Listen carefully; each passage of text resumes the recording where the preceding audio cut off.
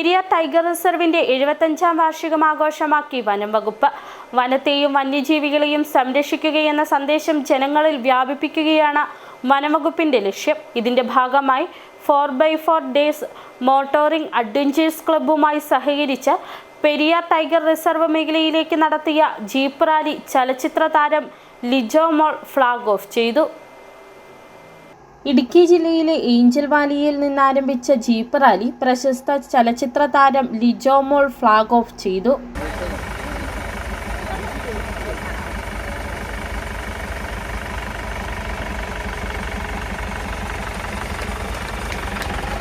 ഈ ചടങ്ങിൽ പങ്കെടുക്കാൻ കഴിഞ്ഞതിന്റെ സന്തോഷം ലിജോ മോൾ പങ്കുവച്ചു.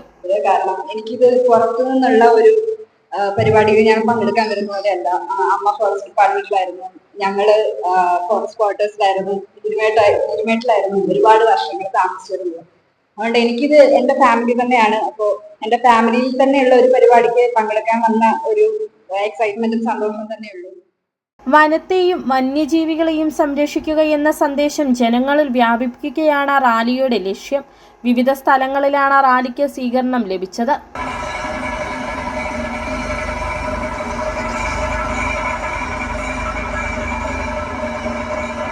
തേക്കടിയിലെത്തിയ റാലി ടീമിന് ആവേശകരമായ സ്വീകരണമാണ് വനംവകുപ്പ് നൽകിയത്.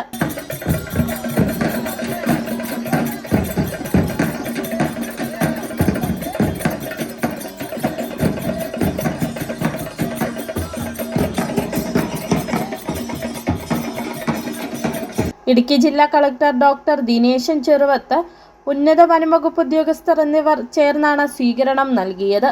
City vision, Kumily.